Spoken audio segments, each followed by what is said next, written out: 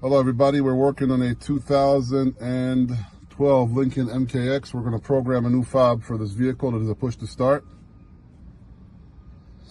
We got our machine hooked up to the vehicle's OBD. The key is in here. We open up the armrest and drop the key right into the slot, as you can see. Okay, that's the programming slot and also the slot you can use in case the battery on your fob dies. We're going to go to keyless system, key learning, all smart keys lost.